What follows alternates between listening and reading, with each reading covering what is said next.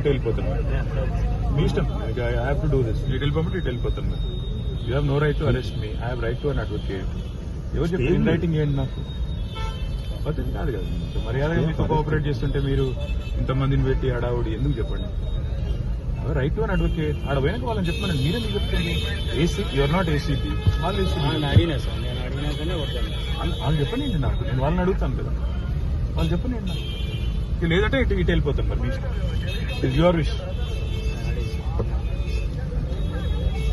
Extensive arguments ACB చేసి judgement reserve అయ్యింది. Judgement reserve అయిన తర్వాత నాకు పిలిచే అవసరం వెళ్ళి పిలిచాను. అయినా వచ్చినాక మీరు నా లాయర్ రాకూడదు అంటే నేను ఇన్ రైటింగ్ ఇవ్వండి. లాయర్ రాకూడదు, ఇన్ రైటింగ్ ఇవ్వండి. నేను ఉంటాను ఇక్కడే వెయిట్ చేస్తాను. రోడ్డు మీద ఇక్కడ కూర్చొని ఇక్కడ ఇన్ రైటింగ్ ఇవ్వనంటే లాయర్ రావడానికి వీల్లేదు. లేదంటే మీరు ఉంటే వెళ్ళిపోతాను. లేదు మీకు లెటర్ ఇచ్చి వెళ్ళిపోమంటే మీకే లెటర్ ఇచ్చి వెళ్ళిపోలేదు.